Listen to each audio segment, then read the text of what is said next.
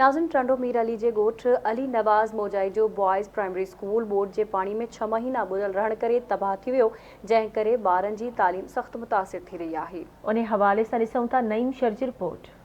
टंडो मीर अली भरिसां ॻोठ अली नवाज़ मोजाई जो बॉयज़ प्राइमरी स्कूल अली नवाज़ मोजाई सैलाब जे पाणी में 6 महीना ॿुॾल रहण करे स्कूल जी बिल्डिंग किरी पई, फर्नीचर मुकमल तबाह थी वियो। जॾहिं त गर्मीअ जूं समर मोकलूं पूरियूं थियण खां पोइ स्कूल खुली वञण करे ॿार मीरापुर ठरी रोड ते क़ाइम सामने जी फैक्ट्रीअ जी दीवार जी छांव जो सहारो वठी कहर जहिड़ी गर्मीअ में तालीम पिराइण ते मजबूर आहिनि। जॾहिं त स्कूल अचण महिल केतिरा ई भेरा शागिर्दनि जो वॾी ट्रैफ़िक सां वहंदड़ ठरी रोड मीरापुर रोड क्रॉस कंदे शागिर्दनि तोड़े शागिर्दनि जा एक्सीडेंट पिणु थियनि था। वधीक शागिर्द ऐं उस्ताद आवाज़ टीवी न्यूज़ सां ॻाल्हाईंदे चवनि था त रोड ते था पढ़ूं पिया फैक्ट्रीअ ते वण जेठि न पढ़ूं, असांखे रोड खां ख़तरो बि थी थो सघे।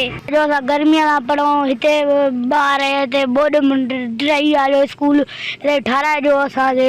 वण हेठों था पढ़ूं, रोड हेठों गर्मी हेठों था पढ़ूं। पर बरसाति जे करे जॻह की ठही पई आहे, अञा ठही कोन्हे, वॾी गर्मी आहे राति। तव्हांखे ॾींदो असांखे स्कूल ठाहिजो। ॿार घणा 33-35 आहिनि, रोड बि आहे तो ॿार अचनि वञनि था। उन ॾींहुं हिकु ॿार हिकु ॿार खे लॻो धकु लॻो मोटरसाइकिल जो। इहो ई सभु चओ थो असांखे स्कूल ठाहिजो, बिल्डिंग ठहे।